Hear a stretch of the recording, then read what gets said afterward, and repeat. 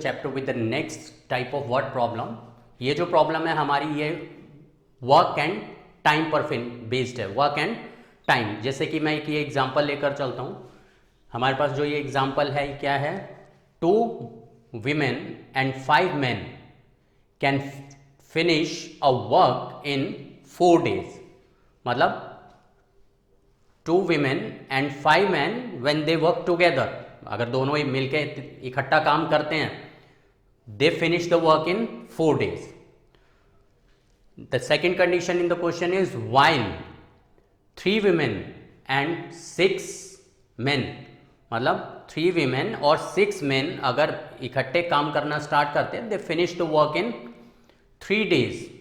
मतलब टाइमिंग अलग है। अगर 2 women 5 men वर्क करते हैं, वो 4 days में वर्क को फिनिश कर देते हैं, एंड 3 women and 6 men अगर एक साथ मिलकर काम करते हैं तो वो वर्क को 3 days में फिनिश कर देते हैं। Now we have to find the time taken by 1 man and 1 woman alone to do the same work। मतलब यही वर्क हमारे पास उतना ही है।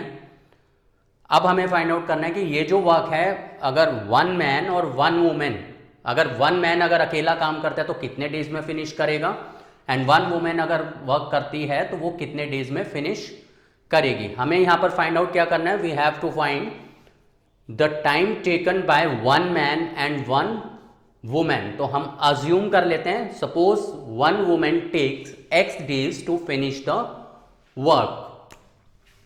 Suppose 1 women takes x days to finish the work and 1 man takes y days to finish the work। अब मैं यहां पर एक एग्जांपल लेता हूं। सपोज करो तुम्हारे पास एक चॉकलेट है, मैं ये कहता हूं कि you take 10 days to finish the chocolate. तुम्हें 10 days में एक चॉकलेट फिनिश करते हो, तो तुम 1 day में कितने चॉकलेट फिनिश करोगे?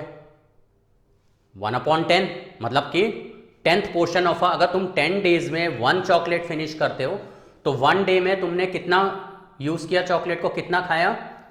1/10 ऑफ अ चॉकलेट। तो सेम तरीके से अगर 1 वुमेन x days अगर लेती है काम को करने में, तो इसका मतलब क्या हुआ कि 1 day में कितना काम होगा? Therefore 1 day work for women कितना हो जाएगा? अगर x days में अगर वर्क फिनिश करती है तो 1 day वर्क कितना हो जाएगा? 1/x। एक वुमेन अगर x days में एक वर्क फिनिश कर रही है तो उसने 1 day में कितना वर्क करा? 1/x। Same way 1 day work of man कितना हो जाएगा? 1/y। अब हम क्या करते हैं, अपनी कंडीशन पर आते हैं। हमारी फर्स्ट कंडीशन क्या है? 2 women and 5 men। विमेन का जो 1 day वर्क है वो कितना है? 1 वुमेन का 1 day वर्क इज 1/x। इसका मतलब 2 वुमेन का 1 day वर्क कितना होगा? 2/x, मतलब मल्टीप्लाइड बाय 2। 1 वुमेन अगर इतना 1 day में वर्क कर रही है तो 2 वुमेन कितना करेंगे? Multiplied by 2। इसी तरीके से 1 day work for man is 1/y। तो 5 मैन का 1 day वर्क कितना हो जाएगा? 5/y। When they work together, अगर दोनों एक साथ काम करते हैं तो together their 1 day work will be this much. When they work together, their 1 day work is this much. And when they work together, 2 women and 5 men, they finish the work in 4 days। 4 days ले रहे हैं, इसका मतलब when they work together, they finish the work in 4 days। तो when they work together, their 1 day work will be, अगर वो इकट्ठा काम करते हैं 4 days में वर्क फिनिश करते हैं, तो इकट्ठा काम करते हैं तो एक दिन में वो कितना काम करेंगे? 1/4। So when they work together, they finish the work in 4 days. So together their 1 day work will be 1/4. And ये भी हमारा क्या है, 1 day work है. इसका मतलब both should be equal. ये हमारा फर्स्ट इक्वेशन आ गया. Now the second condition is while 3 women and 6 men, 3 women का 1 day वर्क कितना हो जाएगा, 1 वुमेन का 1 day वर्क कितना है, 1/x. तो 3 women का 1 day वर्क कितना हो जाएगा, 3/x. 1 मैन का 1 day वर्क कितना है, 1/y. कितने मैन है हमारे पास यहां पर,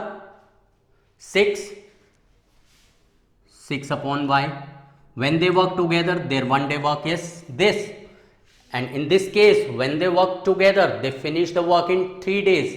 So when they work together, मतलब कि 3 women and 6 men, they finish the work in 3 days.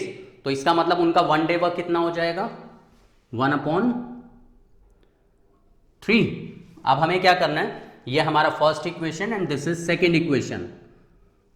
अब मैं इतना कुछ लिख नहीं रहा प्रॉब्लम के अंदर, क्योंकि हमने पहले काफ़ी क्वेश्चंस कर लिए, तो मैं इतना अब स्टेटमेंट्स नहीं लिखूंगा. मैं जस्ट स्टेटमेंट्स बोल रहा हूँ. स्टेटमेंट्स तुम्हें अब खुद लिखनी है, तो मैं थोड़ा सा पेस लेकर चल रहा हूँ यहाँ पर. अब हमें क्या करना है, इन दोनों इक्वेशंस को सॉल्व करना है. तो दोनों इक्वेशंस को सॉल्व करने के लिए रेसिप्रोकल में आ गया. मैंने बताया था रेसिप्रोकल में अगर होता है तो इक्वेशंस कैसे सॉल्व करते हैं. वे late 1/x equals to a and 1/y equals to b. तो अब ये इक्वेशन हमारा क्या बन जाएगा, 2a plus 5b. Because 1/x हमने a लिया, 1/y को b लिया, तो ये 2a plus 5b equals to 1/4. and second equation will be 3a plus 6b equals to 1/3. ये हमारी दो इक्वेशंस आ गई. क्या करते हैं, इक्वेशंस में मैंने बताया था फ्रैक्शन हमें रिमूव करना होता है. ये 4 फ्रैक्शन जो है 1/4, हम पूरी इक्वेशन को 4 से मल्टीप्लाई कर दें, क्या बन जाएगी, 8a plus 20b equals to 1. and this will be 3 3s are 9a plus 3 6s are 18b equals to 1. अब ये हमारी इक्वेशंस आ गई. इन इक्वेशंस को हमें सॉल्व करना है.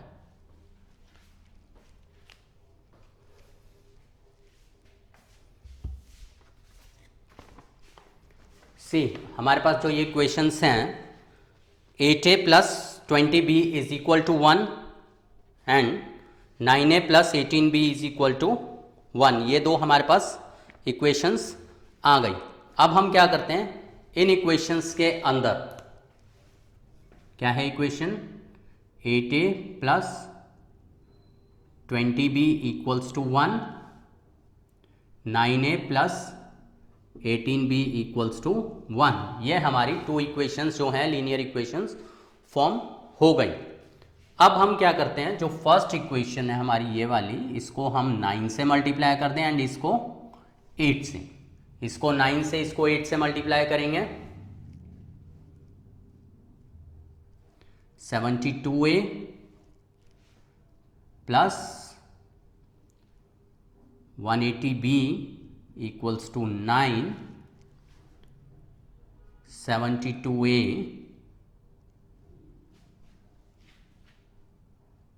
144b equals to 8.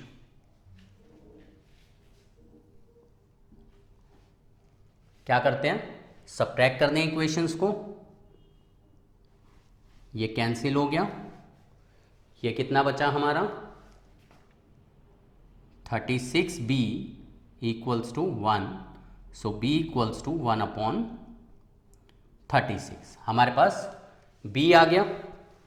अब हम क्या करते हैं, b की वैल्यू किसी भी इक्वेशन में प्लेस कर देते हैं. जैसे हम सेकेंड इक्वेशन में प्लेस कर देते हैं, बेटर रहेगा. 18 से 36 कैंसिल हो जाएगा.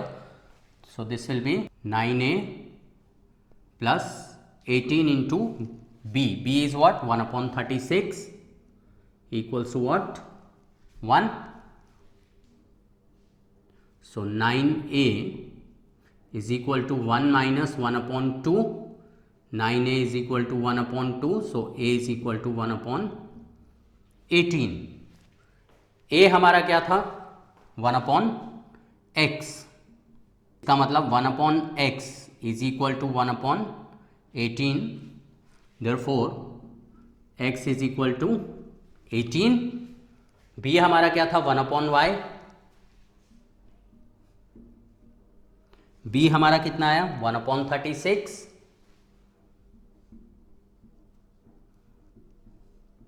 Therefore y equals to 36। x हमारा क्या था time taken by one women, therefore the time taken by one women is what 18 days, and the time taken by one man alone to finish the work is 36 days. Our next type of problem is a boat can go 30 kilometer upstream. A boat can go 30 kilometer upstream and 44 kilometers downstream. अब ये upstream and downstream क्या है? upstream का मतलब है हमारी जो river है वो इस डायरेक्शन में फ्लो करती है, एंड जो बोट है वो उसके ऑपोजिट डायरेक्शन में यानी opposite to the flow of water अगर मूव करती है तो उसको हम बोलते हैं अपस्ट्रीम। एंड डाउनस्ट्रीम का मतलब क्या है कि अगर जिस डायरेक्शन में वाटर फ्लो कर रहा है बोट भी उसी डायरेक्शन में जाती है, इसका मतलब वो होता है हमारा डाउनस्ट्रीम। अब ये अपस्ट्रीम एंड डाउनस्ट्रीम में डिफरेंस क्या होगा, जिस डायरेक्शन में रिवर फ्लो कर रही है वाटर फ्लो कर रहा है, अगर बोट उसके ऑपोजिट डायरेक्शन में अगर मूव करती है तो क्या होगा उसकी स्पीड कम हो जाएगी नेचुरली। एंड अगर जो वाटर की डायरेक्शन है फ्लो करने की, अगर बोट भी उसी डायरेक्शन में अगर जाती है ट्रैवल करती है तो इसका मतलब जो बोट की स्पीड है वो इंक्रीज हो जाएगी, क्योंकि यहां पर दो स्पीड्स वर्क करेंगी। कैसे, वाटर की भी स्पीड आ गई, वाटर तो फ्लो कर ही रहा है साथ में उस पर बोट भी चल रही है, इसका मतलब यहां पर जो स्पीड है वो इंक्रीज हो जाएगी, राइट। तो यही हमारा क्वेश्चन है, boat can go 30 kilometre upstream and 44 kilometre downstream in 10 hours. In 13 hours it can go 40 kilometers upstream and 55 kilometer downstream. Find their speed. तो हम क्या करते हैं, स्पीड लेट कर लेते हैं। किसकी स्पीड लेट करनी पड़ेगी, फाइंड द स्पीड मतलब हमें स्पीड ऑफ द वाटर भी निकालनी है और हमें स्पीड ऑफ बोट भी फाइंड आउट करनी है। तो हम दोनों की स्पीड्स को लेट कर लेते हैं। Let the speed of boat in still water, मतलब अगर वाटर मूव नहीं कर रहा है, be x kilometre per hour, ये हमने अज्यूम कर लिया, और वाटर की भी हम स्पीड लेट कर लेते हैं। And the speed of water be y kilometre per our. हमने दोनों की जो स्पीड्स हैं वो लेट कर ली। अब हम देखते हैं कि डाउनस्ट्रीम एंड अपस्ट्रीम स्पीड क्या होगी। तो हम सबसे पहले क्या करेंगे, downstream speed and upstream speed जो है वो फाइंड आउट कर लेते हैं। केस डाउनस्ट्रीम स्पीड कितनी हो जाएगी,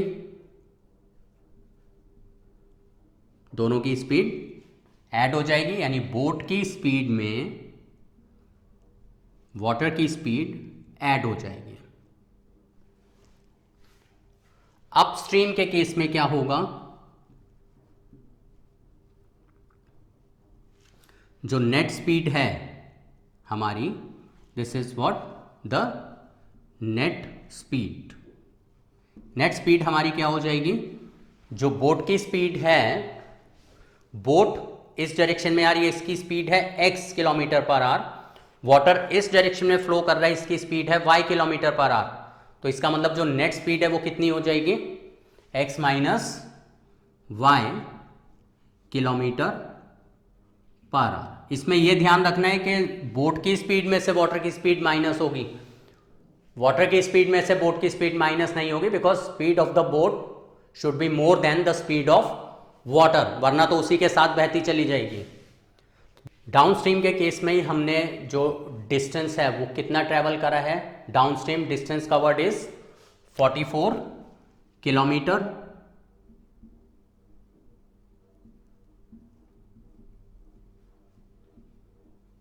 and upstream the distance covered is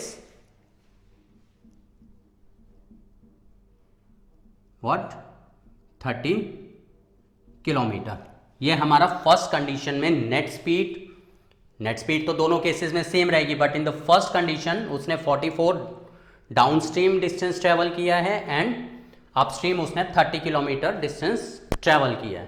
तो अब यहां पर हम टाइम फाइंड आउट कर सकते हैं। डाउनस्ट्रीम जो उसका टाइम है वो कितना होगा, 44 अपॉन एक्स प्लस वाई, मतलब distance upon speed is equal to time. And upstream जाने में उसको कितना टाइम लगा, distance is 30 and speed is X minus Y. And in this case 44 kilometre downstream and 30 kilometres upstream, the total time taken is 10 hours. तो this should be 10, this is the total time taken. ये हमारा first case हो गया। In the second case, in 13 hours it can go 40 kilometers upstream and 55 kilometers downstream। downstream distance कितना हो गया, distance is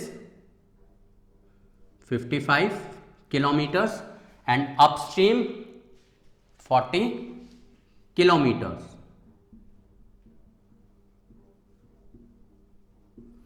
now in this case total time taken कितना given है, total time taken is 13 hours.